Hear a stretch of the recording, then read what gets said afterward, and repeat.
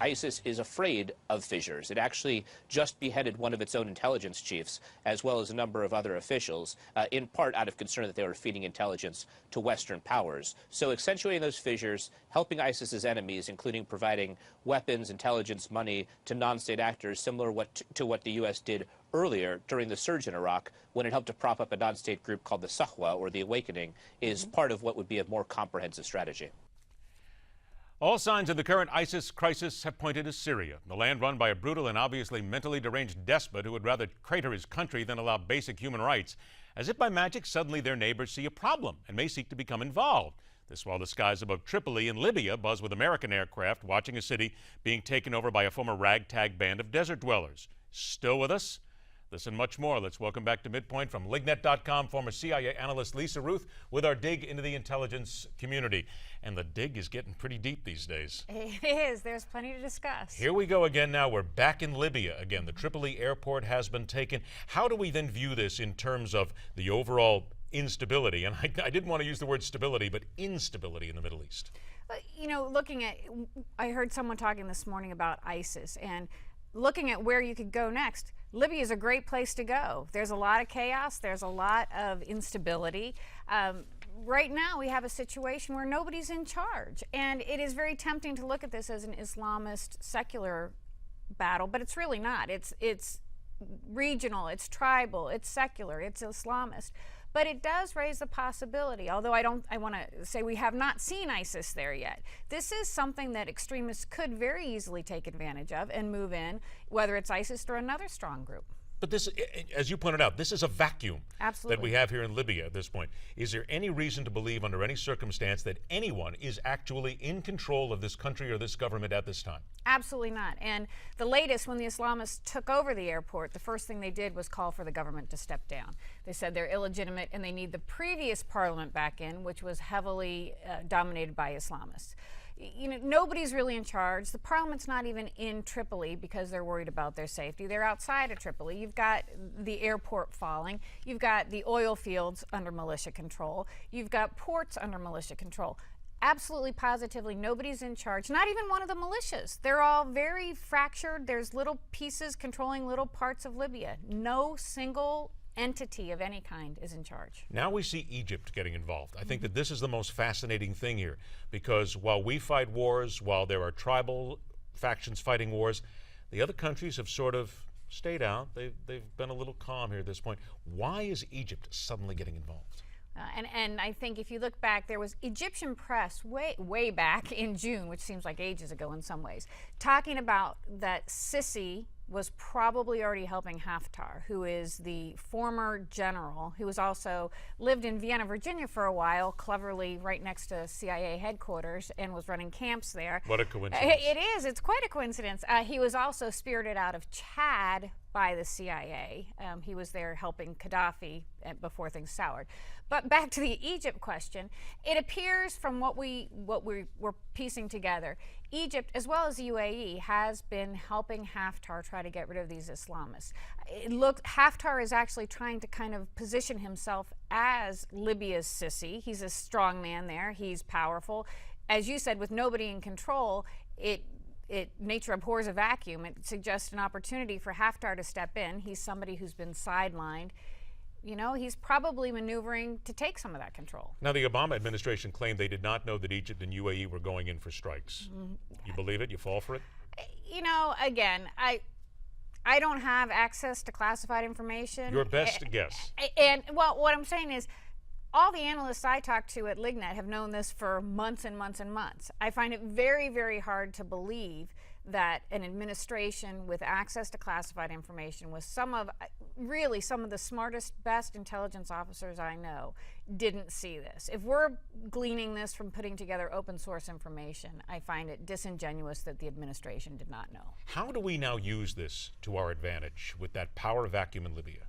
One of the issues for me with the administration overall is, what is our policy? How can we use it to our advantage if we haven't defined a policy yet? What are our foreign policy goals? You know, it's very tempting to say stability. Okay, but if that was frankly, if that was the case, we would have left Gaddafi in. We would have really fought in Egypt. So it's not stability. I think until we define what our foreign policy goals are and then define a strategy, we can't answer that question. What is our advantage? Who do we want? What do we want to happen in Libya? I haven't heard that defined. Is it fair to say, though, that if indeed we had an idea of what we were going to do, that if the vacuum exists there, it is a perfect time to, and you hate to use this phrase because somebody's going to say, oh, look out, here comes the war hawk, right. Move in, do something, and try and help a stable government there. Wait a minute, I have to back up a second. America trying to make a stable government in a Middle Eastern country. Could I have possibly been more foolish in saying those words, right? Absolutely, but I'll tell you again, from an intelligence standpoint, what we see and what my former colleagues talk a lot about is this is a perfect opportunity, really much like Syria, for covert action. Here's where if we could identify a group that we wanted to be in power, that shared some of our goals, that this is a great time to boost them up a little bit, financially, intelligence-wise, helping them out and help them get position. Again, unfortunately, I'm not sure that we've even identified who we want. Haftar, the former general, maybe, but until we know what that is, it's very difficult to say what we're going to do. Covert action would be great, as you said. I don't think it would take that much in the grand scheme of things if we could identify it to mobilize it in, but we're not focusing there. I don't see any indication that the United States is looking at Libya. From an intelligence standpoint then, what would be the problem? And you're going to hear a lot of people say that. It's Libya. It's local. Let them go. Let the Egyptians take care of it. Walk away. Don't put anything on the ground whatsoever and go hands off. And I would say Iraq. This was the argument we had a few months ago as well. Really, in Libya, there's cold, hard truth, and one of them is oil, frankly. And people don't like to talk about defending economic interests, but we do have an economic interest there. There is also regional instability. We know 9/11 was planned partially in Afghanistan because of the lack of control of government. If you allow extremists the opportunity to plan unmolested, there's a risk. There's a huge risk to us. There's also the terrorist threat. Again, we talk about ISIS. Not only are they a threat to us as terrorists, and I disagree with General Dempsey here, but they're sending jihadists back. Libya has a ton of foreign fighters. If these guys come back to the United States or Europe, it's destabilizing here. There's also the fact that we do have allies in the region. We do have military troops in the region, and allowing that kind of insecurity and instability is a threat to our interests as far as we've defined them. Now here comes Qatar again. Yeah. Every single time for whatever reason, Qatar, Saudi Arabia, always walk into the picture. Turkey as well, always comes in here. Qatar is apparently arming and funding the Islamists in Libya. All right, what do we do to stop this? Anything at all? It is, I can't even imagine what the flow charts must look like, in a situation room. These guys are funding everybody else. Yet we are providing weapons to Qatar. As you know, we're selling weapons to Qatar, which then turn back to the Islamists. It certainly doesn't seem to me, looking at it, that we have any leverage, because if we do, they've ignored us completely. But back to, again, are there things we could do? Sure, we could cut off weapon shipments, for example, but we're not prepared to do that. And until we're prepared to take a hard line, we're opening up this situation for Qatar to be involved, to shipping these weapons to the Islamists. This is a country that's already awash with weapons. The last thing they need is more weapons, but that's what's happening. Why don't we cut off the weapons? And that's a great question. I think it goes back to what is our policy? And I think as long as it's not clearly defined, somebody's going to say, well, but the military-industrial complex is making money. We're selling weapons there. Okay, if our goals really are stability and lack of fighting, that's very different than, well, what we're trying to do is influence. I don't know how you define what we're doing there, but it seems to me that first step, absolutely, we've got to define our interests. We've got to define our goals. Got about a minute left here. What do we then take from the president now, having aircraft and drones flying over Syria? I think, and I will tell you, this has been quite a bit of debate among my former colleagues. I believe we are going to go into Syria. I believe we don't have a choice. And I believe this is, we're putting our little toe in the water. I think this is the first step, and I think we're going to go in. That is going to create its own huge conundrum, and the good news is we'll have plenty to talk about for months to come.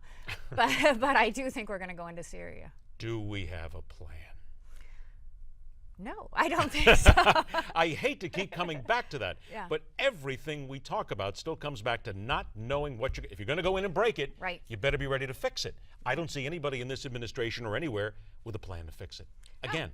And my Putin thought of the day is he is running around going, ha ha, I told you so on a side. You know, he's been saying you can't fund the rebels. Told you so. We just knew that Putin was going to walk in here somewhere, right? Always. Somewhere in all Always. this, we knew.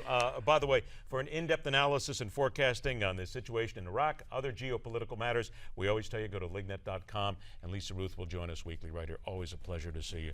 I thought we were going to get through it without talking about Vlad Putin. Nope. Just couldn't do it. Not today. Later on this hour, calls for peace in Ferguson from those who usually seek more to incite violence than prevent it. A true hope for calm or just another marketing ploy? And after the break, the debate is joined about white privilege in the arena right here on MidPoint.